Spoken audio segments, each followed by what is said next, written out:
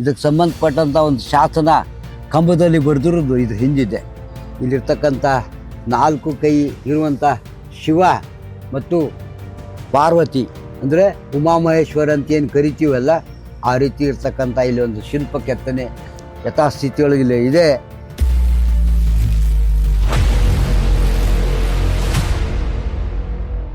ಗೆಳೆಯರೆ, ಗದಗ ಜಿಲ್ಲೆಯ ರೋಣ ತಾಲೂಕಿನಲ್ಲಿ ಒಂದು ಗುಡಿ ಇದೆ. ಈ ಗುಡಿನ ಜ್ಯೋತಿರ್ಲಿಂಗ ಗುಡಿ ಅಂತ ಕರೀತಾರೆ, ಹಾಗೂ ಈ ಪ್ರದೇಶವನ್ನು ಬಂದು ಅಬ್ಬಿಗೆರೆ ಅಂತ ಕರೀತಾರೆ. ಸೊ ಈ ಗುಡಿಯ ಇವತ್ತಿನ ಸ್ಥಿತಿ ನೋಡಿದ್ರೆ ನಿಜವಲ್ಲೂ ತುಂಬ ಶೋಚನೀಯವಾದ ಸ್ಥಿತಿನಲ್ಲಿದೆ.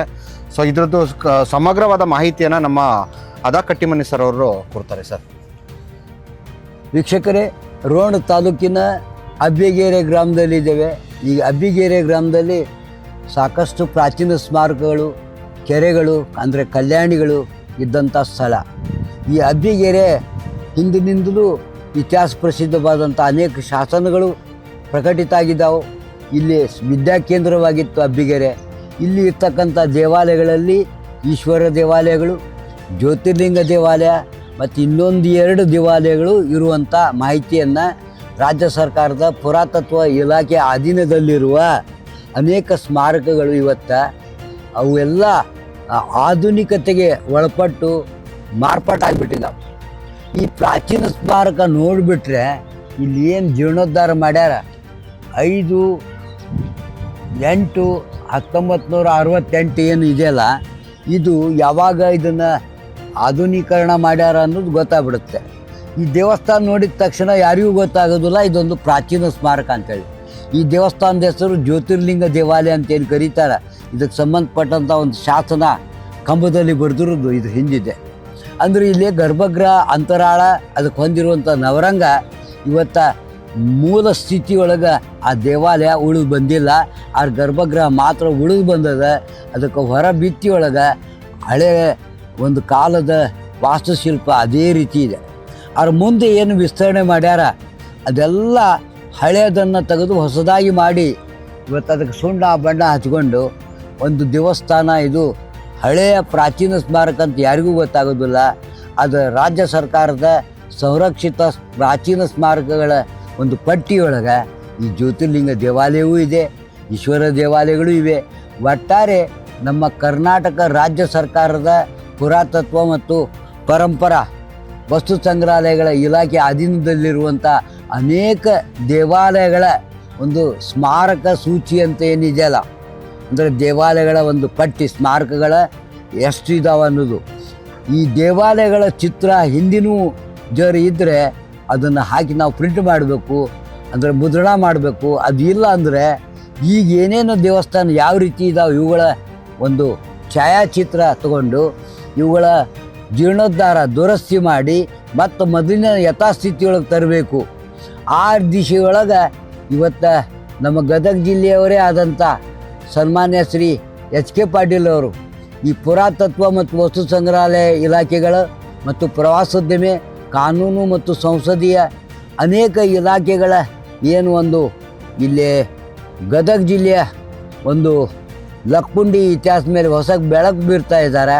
ಮಾನ್ಯ ಶ್ರೀ H.K. ಪಾಟೀಲ್ ಅವರು ಇಲ್ಲಿರ್ತಕ್ಕಂಥ ರೋಣದಲ್ಲಿ 13 ದೇವಾಲಯಗಳಿವೆ, ಸ್ಮಾರಕಗಳು, 2 ಬಾವಿ ಇದ್ದಾವೆ.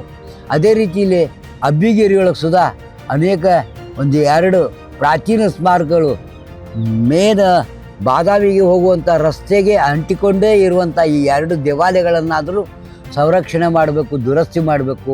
ವೀಕ್ಷಕರೇ, ಒಳಗೆ ಹೋಗಿ ಈ ದೇವಾಲಯವನ್ನು ನೋಡುವ. ಕನ್ನಡ ನಾಡು, ನುಡಿ, ಕನ್ನಡಿಗರ ಭವ್ಯ ಇತಿಹಾಸ, ಸಂಸ್ಕೃತಿ, ವಾಸ್ತುಶೈಲಿ ಮುಂತಾದ ವಿಷಯಗಳನ್ನು ವಿಡಿಯೋಗಳ ಮೂಲಕ ದಾಖಲಿಸುವ ನಮ್ಮ ಪ್ರಯತ್ನಕ್ಕೆ ನೆರವಾಗಿ. ಈ ದೇವಾಲಯ ಹೆಚ್ಚು ಎತ್ತರವಾಗಿ ನಿರ್ಮಾಣವಾಗದೆ ಮೊದಲಿನ ಏನು ಪ್ರಯೋಗಾತ್ಮಕ ದೇವಾಲಯಗಳು ನಿರ್ಮಾಣ ಆಗ್ಯಾವು ಆ ಹಂತದಲ್ಲಿ ಬರುವಂಥ ಈ ದೇವಾಲಯ ಗರ್ಭಗೃಹಕ್ಕೆ ಬಾಗಿಲುವಾಡ, ಆ ಬಾಗಿಲುವಾಡದ ಮೇಲೆ ಗಜಲಕ್ಷ್ಮಿ ಇಲ್ಲ. ಅಂದರೆ ಅದರ ಮುಂದಿರುವಂಥ ಅಂತರಾಳದ ಮುಂದೆ ಹೊಂದಿರುವಂಥ ಈ ನವರಂಗವನ್ನು ತಾವು ನೋಡಿದಾಗ ಇಲ್ಲಿ ಆಗಿನ ಕಾಲದ ಏನು ಕೆಂಪು ಕಲ್ಲು ಅಂದರೆ ರೆಡ್ ಸ್ಯಾಂಡ್ ಸ್ಟೋನ್ನೊಳಗೆ ಬಾದಾಮಿ ಚಾಲುಕ್ಯರ ಕಾಲದ ಬಾದಾಮಿ ಕಲ್ಲಿನೊಳಗೆ ನಿರ್ಮಾಣ ಮಾಡಿರುವಂಥ ಈ ದೇವಸ್ಥಾನ ಜಾಲಾಂಧ್ರಗಳನ್ನು ತಾವು ನೋಡ್ತೀರಿ. ಅಲ್ಲಿ ಸಹ ಜಾಲಾಂಧ್ರ ಇದೆ. ಹೀಗಾಗಿ ಇಲ್ಲಿ ಒಳಗೆ ಬೆಳಕು ಬರಲಿಕ್ಕೆ ಸೂರ್ಯನ ಒಂದು ಪ್ರಕಾಶಮಾನವಾದಂಥ ದಿವ್ಯ ಬೆಳಕಿನೊಳಗೆ ಈ ದೇವಾಲಯ ಇತ್ತು. ಇವತ್ತು ಆ ಕಡೆ ಈ ಕಡೆ ಅತಿಕ್ರಮಣಕ್ಕೊಳಗಾಗಿ ಈ ದೇವಾಲಯದ ಮೂಲ ಸ್ವರೂಪವೇ ಬದಲಾವಣೆ ಆಗಿಬಿಟ್ಟಿದೆ.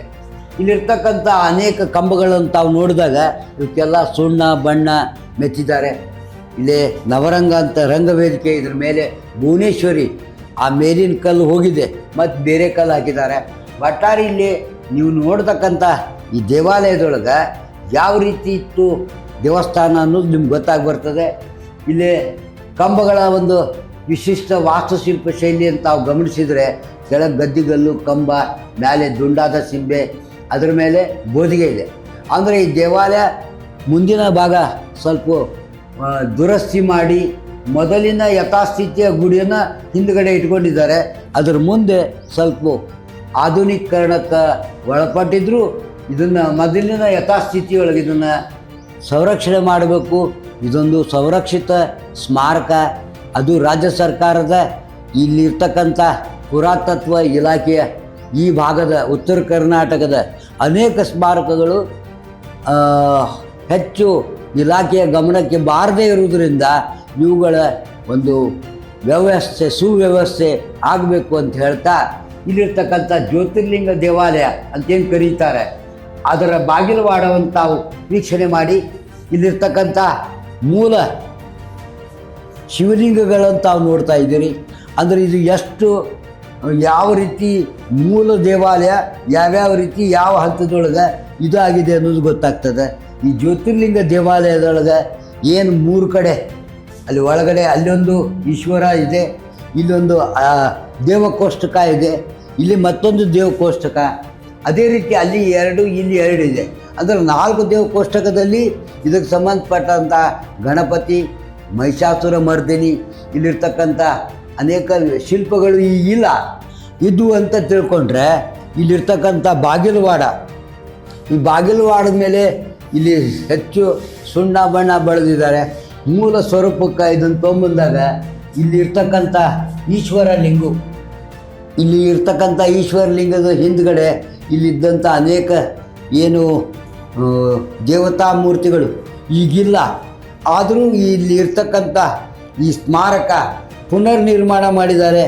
ಆಧುನಿಕ ಏನು ಒಂದು ದುರಸ್ತಿಯೊಂದಿಗೆ ಇದು ಪುನರ್ನಿರ್ಮಾಣ ಮತ್ತು ಯಥಾಸ್ಥಿತಿ ಇದರ ಪ್ರಾಚೀನ ಸ್ಮಾರಕವನ್ನು ಕಾಪಾಡ್ಕೊಂಡು ಹೋಗ್ಬೇಕಂತ ನಾವೇನು ಹೇಳ್ತೀವಿ ಇಲಾಖೆಯಿಂದ. ಇಲ್ಲಿ ಇರ್ತಕ್ಕಂಥ ಸ್ಮಾರಕ ಬಹು ಅಮೂಲ್ಯವಾದದ್ದು. ಇಲ್ಲಿರ್ತಕ್ಕಂಥ ಏನು ವಾಸ್ತುಶಿಲ್ಪ ಕಲೆ ಶಿಲ್ಪ ಶೈಲಿಯನ್ನು ತಾವು ಗಮನಿಸ್ತಾ ಇದ್ದೀರಿ. ಒಟ್ಟಾರೆ ಈ ಪ್ರಾಚೀನ ಸ್ಮಾರಕ ಸಂರಕ್ಷಣೆ ಆಗಬೇಕು. ಯಾಕಂದರೆ ಇದು ರಾಜ್ಯ ಸರ್ಕಾರದ ಸಂರಕ್ಷಿತ ಸ್ಮಾರಕಗಳ ಪಟ್ಟಿಯೊಳಗೆ ಅಬ್ಬಿಗೇರಿಯೊಳಗೆ ಜ್ಯೋತಿರ್ಲಿಂಗ ಅಂತಿದೆ, ಈಶ್ವರ ದೇವಾಲಯಗಳು ಅಂತಿದ್ವಿ. ಈ ರೀತಿ ಇದಕ್ಕೆ ಸಂಬಂಧಪಟ್ಟಂಥ ಸಂಕ್ಷಿಪ್ತ ಮಾಹಿತಿಯನ್ನು ನಾನು ನಿಮ್ಗೆ ನೀಡಿದೆ. ನಮಸ್ಕಾರ. ಇದಿರ್ತಕ್ಕಂಥ ಕಲ್ಲುಗಳನ್ನು ತಾವು ಪರಿಶೀಲಿಸಿದಾಗ ಇಲ್ಲಿ ಒಳಗೆ ಗರ್ಭಗೃಹದ ಜಲಹರಿ ನೀರು ಬರ್ತಕ್ಕಂಥದ್ದು, ಇಲ್ಲಿ ಅಧಿಷ್ಠಾನ ಎಲ್ಲ ಮಣ್ಣಲ್ಲಿ ಹೂತೋಗಿದೆ. ಇಲ್ಲಿ ಮೇಲೆ ಕಾಣಿಸ್ತಕ್ಕಂಥ ಭಿತ್ತಿಯೊಳಗೆ ಇಲ್ಲಿ ಶಿವ ಪಾರ್ವತಿಯರ ಶಿಲ್ಪವನ್ನು ತಾವು ನೋಡ್ತೀರಿ, ಉಬ್ಬು ಶಿಲ್ಪ. ಹೊರಗಡೆ ಇಲ್ಲಿರ್ತಕ್ಕಂಥ 4 ಕೈ ಇರುವಂಥ ಶಿವ ಮತ್ತು ಪಾರ್ವತಿ ಅಂದರೆ ಉಮಾಮಹೇಶ್ವರ ಅಂತ ಏನು ಕರಿತೀವಲ್ಲ ಆ ರೀತಿ ಇರ್ತಕ್ಕಂಥ ಇಲ್ಲಿ ಒಂದು ಶಿಲ್ಪ ಕೆತ್ತನೆ ಯಥಾಸ್ಥಿತಿಯೊಳಗೆ ಇಲ್ಲಿ ಇದೆ. ಇದ್ರ ಮೇಲಿನ ಭಾಗೆಲ್ಲ ಕುಂಬಿಯನ್ನು ಕಪೋತವನ್ನು ಹೊಸದಾಗಿ ಆಧುನಿಕ ಒಂದು ದುರಸ್ತಿ ಮಾಡಿದ್ದಾರೆ. ಅಲ್ಲದೆ ಇದು ಕೆಂಪು ಕಲ್ಲಿನಿಂದ ಮಾಡಿರೋದು ಕೂಡ ಗೊತ್ತಾಗುತ್ತೆ. ಸಾಧಾರಣವಾಗಿ ನೀವು ಬಾದಾಮಿ ಚಾಲುಕ್ಯರ ಆರ್ಕಿಟೆಕ್ಚರ್ ನೋಡಿದ್ರೆ ಈ ಒಂದು ಏನು ಕೆಂಪು ಕಲ್ಲಲ್ಲಿ ಮಾಡ್ತಾ ಇದ್ದಿದ್ದು. ಉದಾಹರಣೆಗೆ ನೀವು ಬಾದಾಮಿ ಇರ್ಬೋದು ಅಥವಾ ಐಹೊಳೆ ಇರ್ಬೋದು, ಈ ಒಂದು ಪ್ರದೇಶದಲ್ಲಿ ಈ ಒಂದು ಕೆಂಪು ಕಲ್ಲು ಜಾಸ್ತಿ ಬಳಕೆನಲ್ಲಿರೋದನ್ನು ಗಮನಿಸಿರ್ತೀರ. ಸೊ ಹಾಗಾಗಿ ಇದನ್ನು ಹೇಳ್ಬೋದು, ಅಂದರೆ ಇದೊಂಥರ ಟ್ರಾನ್ಸ್ಫಾರ್ಮೇಷನ್ ಫೇಸು. ಈಗ ಕಲ್ಯಾಣದ ಚಾಲುಕ್ಯರ ಗುಡಿ ಅಂದರೆ ಅವ್ರು ಸಡನ್ನಾಗಿ ಬಂದು ಇಂದಿದ್ದನ್ನು ಬಿಡೋಕ್ಕಾಗಲ್ಲ. ಯಾವ ಮಾಧ್ಯಮವನ್ನು ಬಳಸ್ತಿದ್ದಾರೋ ಅದನ್ನು ಬಳಸ್ಕೊಂಡು ಹೊಸ ಒಂದು ಮಾಧ್ಯಮದ ಕಡೆ ಬಂದು ಟ್ರಾನ್ಸ್ಫಾರ್ಮ್ ಆಗಬೇಕಾಗತ್ತೆ. ಆ ಒಂದು ಇದು ನಿಮ್ಗೆ ಇಲ್ಲಿ ಗೊತ್ತಾಗತ್ತೆ. ಸೊ ಇಲ್ಲೊಂದು ಮುಂದೆ ನಿಮಗೆ ಕನ್ನಡದ ಒಂದು ಶಾಸನ ಕೂಡ ಇದೆ. ಸೊ ಅದ್ರ ಸ್ಥಿತಿ ಕೂಡ ನೀವು ಈಗ ನೋಡಬಹುದು. ಇದರಲ್ಲಿ ಏನು ಮಾಹಿತಿ ಇದೆ ಗೊತ್ತಿದೆಯಾ ಸರ್ ನಿಮಗೆ? ಈ ದೇವಸ್ಥಾನ ನಿರ್ಮಾಣ ಮಾಡಿದ್ರ ಬಗ್ಗೆ ಇದೆ. ಹಾಂ, ಈ ಶಾಸನ ಪ್ರಕಟಿತನೂ ಇದೆ. ಒಟ್ಟಾರೆ ಇಲ್ಲಿರ್ತಕ್ಕಂಥ ದೇವಸ್ಥಾನದ ಬಗ್ಗೆ ಶಾಸನವೂ ಇದೆ. ಇಲ್ಲಿ ದೇವಸ್ಥಾನದ ಮುಂದೆ ಒಂದು ಕಲ್ಯಾಣಿ ಅಂತ ಏನು ಕರಿತೀವಿ, ಅಂದರೆ ಬಾವಿ, ಆ ಬಾವಿಯನ್ನು ಸಹ ತಾವು ನೋಡ್ಬೋದು. ಸೊ ಹಿಂದೆ ಬಳಕೆನಲ್ಲಿದ್ದಂಥ ಒಂದು ಬಾವಿ ಇವತ್ತಿಗೆ ನೀರೆಲ್ಲ ಹಿಂಗೋಗಿದೆ. ಆದರೆ ಎಷ್ಟು ಆಳವಾಗಿದೆ ಈ ಬಾವಿ ಅನ್ನೋದನ್ನು ನೀವು ನೋಡ್ಬೋದು. ಮಾನವ ನಿರ್ಮಿತವಾದ ಈ ಒಂದು ಬಾವಿ. ಸೊ ಇವೆಲ್ಲ ನೋಡಿದ್ರೆ ಈ ಒಂದು ಅಬ್ಬಿಗೆರೆಯ ಈ ಒಂದು ದೇಗುಲ ಏನಿದೆ, ಈ ಒಂದು ದೇಗುಲ ತುಂಬಾ ಒಂದು ಹಿಂದೆ ತುಂಬ ಬಳಕೆನಲ್ಲಿದ್ದಂಥದ್ದು ಮತ್ತು ಒಂದು ಪ್ರಮುಖವಾದ ಸ್ಥಳ ಅನ್ನೋದು ಕೂಡ ನಮಗೆ ತಿಳಿದು ಬರುತ್ತೆ. ಸೊ ಈ ಮೂಲಕ ಬಂದು ಇವತ್ತಿನ ಈ ಒಂದು ವಿಡಿಯೋನ ಎಂಡ್ ಮಾಡ್ತಾ ಇದ್ದೀವಿ. ಮುಂದೆ ಗದಗ್ನ ಹಲವು ಐತಿಹಾಸಿಕ ಸ್ಥಳಗಳನ್ನು ಕೂಡ ಪರಿಚಯ ಮಾಡಿಸ್ಕೊಡ್ತೀವಿ. ನಮಸ್ಕಾರ. ಕನ್ನಡ ನಾಡು ನುಡಿ, ಕನ್ನಡಿಗರ ಭವ್ಯ ಇತಿಹಾಸ, ಸಂಸ್ಕೃತಿ, ವಾಸ್ತುಶೈಲಿ ಮುಂತಾದ ವಿಷಯಗಳನ್ನು ವಿಡಿಯೋಗಳ ಮೂಲಕ ದಾಖಲಿಸುವ ನಮ್ಮ ಪ್ರಯತ್ನಕ್ಕೆ ನೆರವಾಗಿ